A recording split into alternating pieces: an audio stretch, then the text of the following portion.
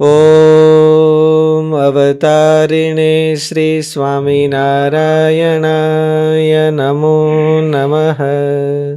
શ્રી હરિકૃષ્ણાય નમો નમઃ. શ્રી પૂર્ણ પુરુષોત્તમાય નમો નમઃ. વચનામૃત ગરડા પ્રથમ પ્રકરણ નંબર 23. પાણીનો ઘડો ઢોળ્યાનું સ્થિતિમાં રહેવાનું. સ્વામિનારાયણ હરે, સ્વામિનારાયણ હરે.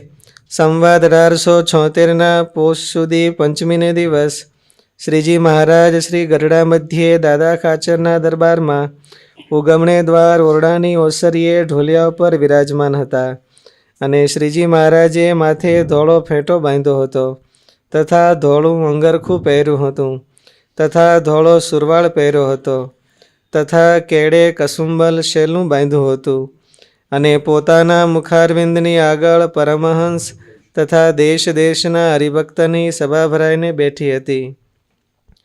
પછી કરુણા કરીને પરમહંસની આગળ શ્રીજી મહારાજ વાત કરવા લાગ્યા. જે વાસુદેવ મહાત્મ્ય નામે જે ગ્રંથ તે અમને અતિશય પ્રિય છે. કેમ જે ભગવાનના ભક્તને ભગવાનને ભજવાની જે રીતિ તે સર્વેએ ગ્રંથમાં કહી છે.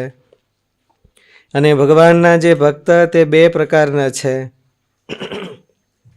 તેમાં એકને ભગવાનનો નિશ્ચય તો યથાર્થ છે, પણ તે દેહાત્મ બુદ્ધિ સોતો ભગવાનનું ભજન કરે છે.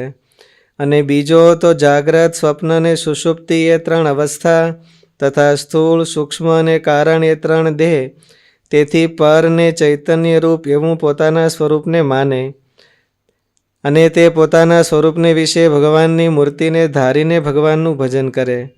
પછી 3 અવસ્થાથી ને 3 શરીરથી પર જે પોતાનું સ્વરૂપ તેને અતિશય પ્રકાશમાન ભાળે ને તે પ્રકાશને વિશે ભગવાનની મૂર્તિ જેવી પ્રગટ પ્રમાણ છે તેવી અતિશય પ્રકાશે યુક્ત ભાસે એવી રીતની સ્થિતિવાળો હોય.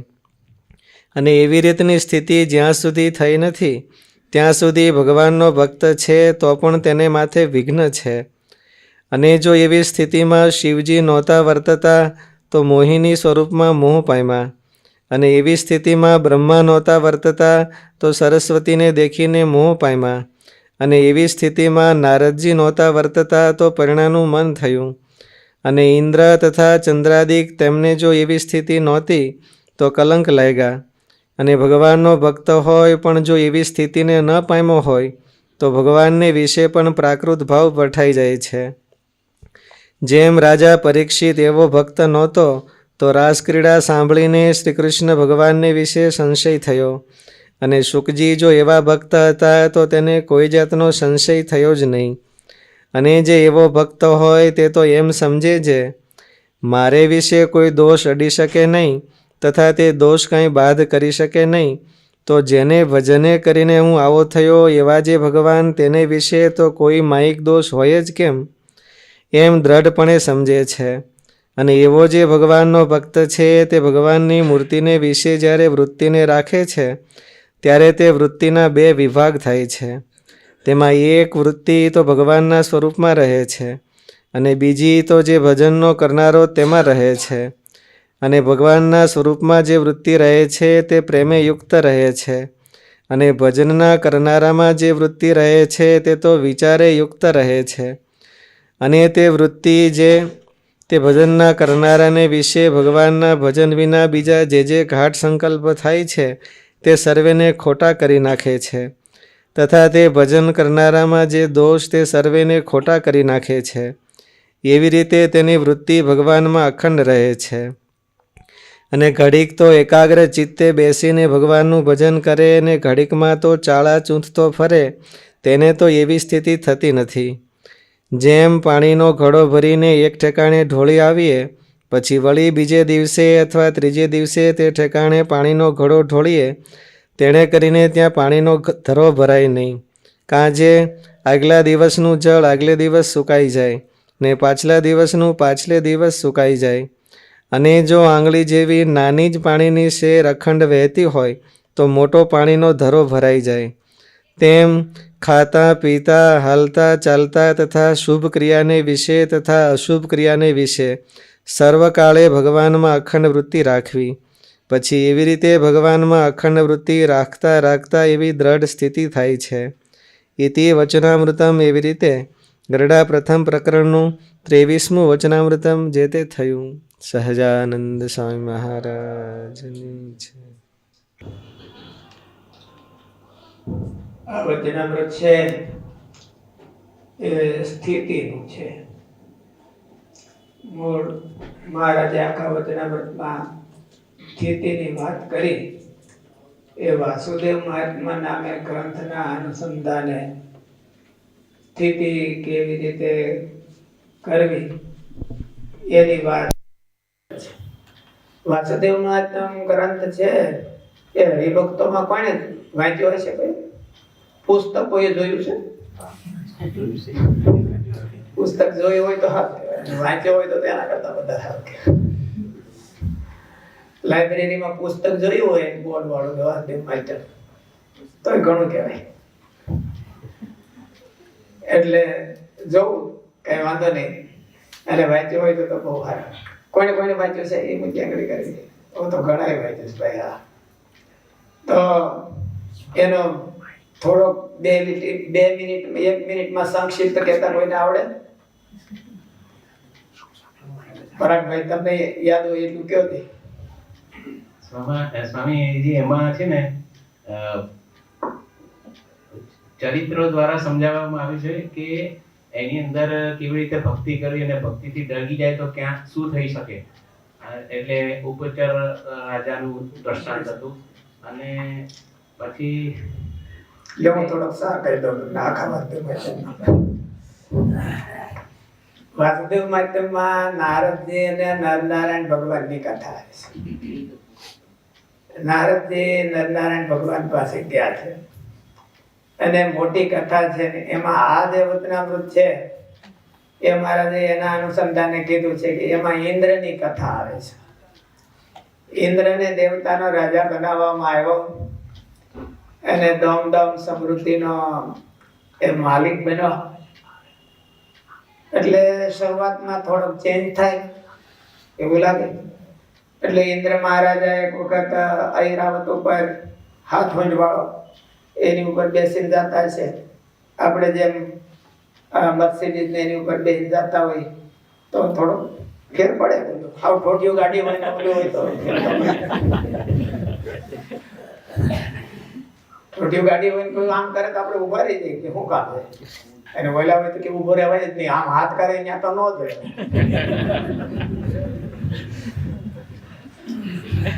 એટલે ઇન્દ્ર મહારાજા જે ઐરાવત ઉપર બેહીને આવેલા હતા એમાં દુર્વાસા આવે સામે થયા બે હરખે હરખા.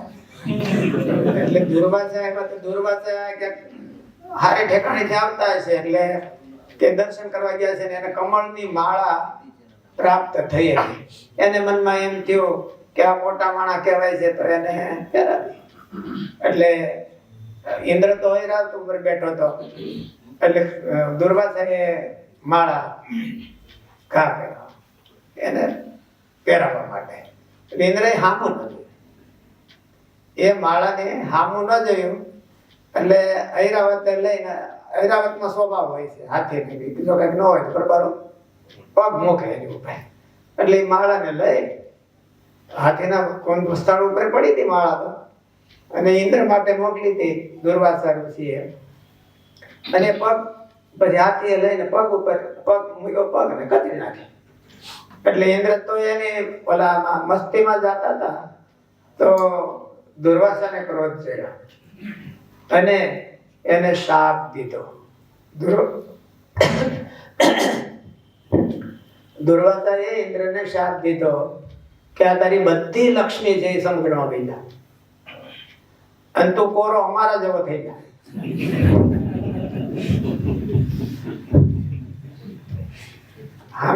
સાંજે જમવાની વ્યવસ્થા કરવી હોય તો પ્રકાશભાઈ સંજયભાઈ માં જવું પડે ભાઈ અમારી ક્યાંક વ્યવસ્થા કરજો, એવો થઈ જાય. અને ઇન્દ્ર થઈ ગયો.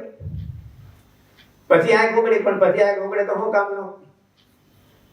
એટલે પછી તો બહુ તકલીફ થઈ ગઈ અને મહામહેનતે એ લક્ષ્મીજી સમુદ્ર મંથન થયું અને લક્ષ્મીજી ફરી વખત પ્રાપ્ત થયા અને ભગવાને એ દેવતાઓને વળી પાછા લક્ષ્મીજી અપાવ્યા. એટલે આ કથાના અનુસંધાને મહારાજે આ વચનામૃતમાં વાત કરી છે કે વાસુદેવ માધ્યમ છે એ અમને બહુ ગમે છે અને એક સ્થિતિ રહેવી એ અમને એનાથી વધારે ગમે છે. સ્થિતિ કોને કહેવાય આપણે એ પૂછવું છે. તમે બધાએ જસ્ટ તમારા મગજમાં આઈડિયા આવ્યો હોય કે સ્થિતિ કોને કહેવી. આમાં જે કીધી કે સ્થિતિ આ વચનામૃત શેનું છે? સ્થિતિનું. અને પાણીનો ઘડો નહીં ઢોળાય. આમ તો હકીકત છે. પાણીનો ઘડો ન ઢોળવો ખાલી એની, પણ એના કરતા એકાદી ધારોડી આખો સતત કરવી. પાણીનો ઘડો ઢોળ્યા નહીં તો મારે દ્રષ્ટાંત દીધું છે, પણ આપણે શું સમજવાનું? પાણીનો ઘડો નહીં ઢોળવો, પણ એક અખંડ ધારા વાળી કરવાની એવું.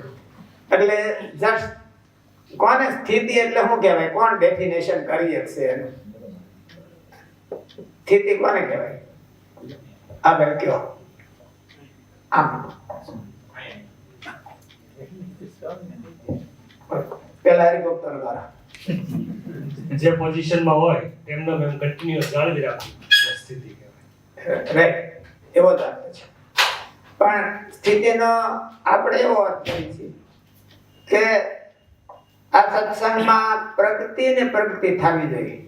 હોય એવા ને એવા રહી તો આપણે બદલ્યા ન કહેવાય, અને આવીએ ત્યારે તો આપણે હોઈએ ત્યારે એમાં કઈ ધમધડો હોય નહીં, એટલે સ્થિતિ ન કહેવાય. કઈ બદલવું જ નહીં એને સ્થિતિ ન કહેવાય.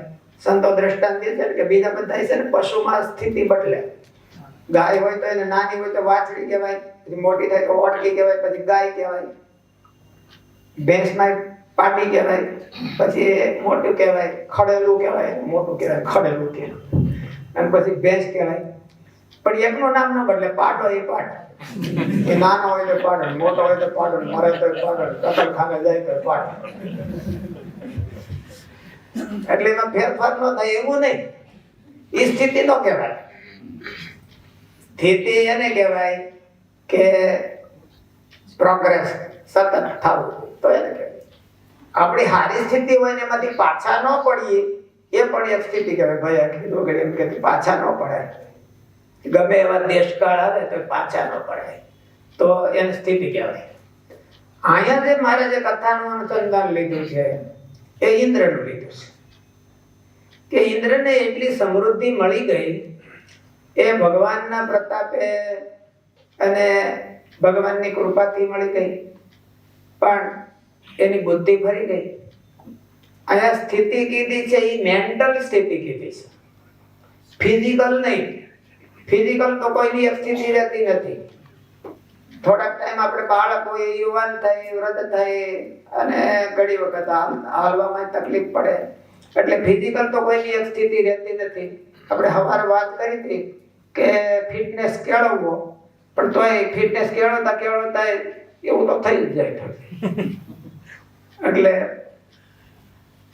મેન્ટલ સ્થિતિ મારે કીધી છે કે ઇન્દ્ર જેવી સમૃદ્ધિ આવે અથવા તો ભીખ માંગતો હોય તો એનું મન છે એ મહારાજની ખુમારીથી એમને ભરેલું જ રહે, અને કોઈ વાતે કોઈ દેશકાળમાં જો ડગે નહીં તો એને સ્થિતિ કહેવાય.